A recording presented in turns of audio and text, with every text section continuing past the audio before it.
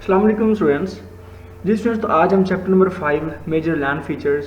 जी तो इस चैप्टर का जो टॉपिक इरोजनल प्लेन्स, उसकी जो टाइप्स हैं उनको डिस्कस करेंगे कि इरोजनल प्लेन जो हैं उनकी टाइप्स क्या कौन कौन सी हैं।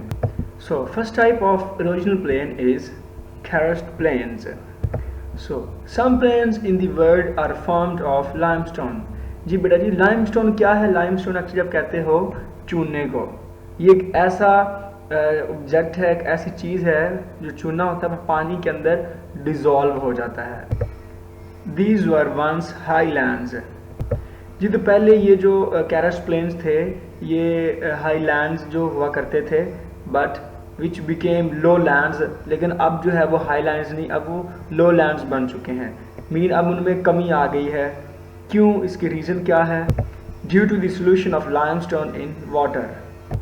Due to the solution of limestone in water, इसका मतलब आपको मैं सिंपल वर्ड में बताता हूँ कि जिस तरह बारिश होती है, तो जो बारिश जब हो रही होती है तो पानी क्या करता है, मट्टी को बहा के ले जाता है।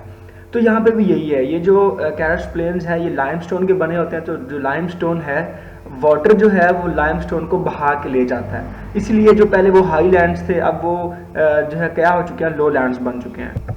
Rain water, surface water and underground water tend to dissolve limestone. ये देखें वही बात होगी। ये जो वाटर है, जो बारिश का पानी हो, सरफेस वाटर हो या अंडरग्राउंड वाटर, वो क्या करता है, इस लाइमस्टोन को डिजॉल्व करके ले जाता है साथ। These plains are called karst plains। इस तरह के जो प्लेन्स होते हैं उनको हम कहते हैं karst plains। और सबसे इम्पोर्टेंट बात, ये जो karst plains है किसके बने होते हैं? ये जी लाइमस्टोन के बने होते हैं। Now second type is Alin plains in the areas where the amount of rainfall is very low। जी तो ऐसे एरियाज होते हैं ये प्लेन्स जहाँ पे जो बारिश है, जो रेनफॉल है वो बहुत कम होती है। Wind has converted the exposed rocks into flat lands by erosion। जी तो ये जो विंड है वो रॉक्स को जो है फ्लैट लैंड्स में जो है वो कन्वर्ट करना शुरू कर देती है। किस प्रोसेस के through? By erosion. Isolated less high column like hills can be seen in these plains. Isolated का मतलब होता है अकेले, लेस हाई जिनकी जो है हाइट ज़्यादा नहीं होती, कॉलम लाइक हिल्स। हिल्स कहती है छोटी छोटी जो पहाड़ियाँ बनी होती हैं, कॉलम लाइक बिल्कुल सीधी। जी तो आपको नज़र आ रहा होगा इस तरह। देखें ये क्या है, ये छोटी छोटी लेस हाई हिल्स आपको दूर दूर नज़र आ रही हैं। और ये दूर दूर का मतलब क्या, ये आइसोलेटेड है, ये अकेली अकेली जो है काफ़ी दूर दूर हैं। ठीक है, लेस हाई हिल्स हैं। और ये कॉलम लाइक, कॉलम का मतलब होता है बिल्कुल स्ट्रेट, बिल्कुल सीधी। तो इस तरह की जो हिल्स हैं ये आपको कहाँ नज़र आएंगी?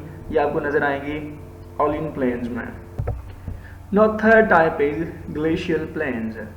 In the ancient times, Canada, Finland, Sweden and Russian Federation were covered with continental glaciers।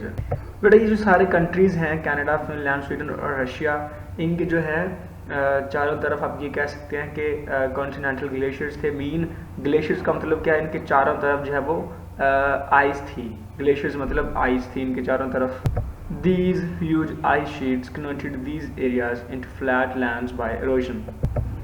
These are called glacial plains। जी बेटा जी, आप लोगों को मतलब ये हम इस तरह बात कर सकते हैं कि ये जो ग्लेशियल प्लेन्स हैं इस तरह के होंगे जहाँ पे एरिया जब फ्लैट होगा, बट उधर उस फ्लैट लैंड में क्या होगा कि आइस जो है वो सारी आइस ही होगी। ठीक है, तो उनको हम कहेंगे ये ऐसे प्लेन्स हैं जो ग्लेशियल प्लेन्स हैं, जिन प्लेन्स के ऊपर जो है वो आइस ही आइस है। जी स्टूडेंट्स, आई होप आप लोगों को जो है प्लेन्स की जो टाइप्स हैं उनकी समझ आ गई होगी। ओके प्यारे बच्चों, अल्लाह हाफिज़।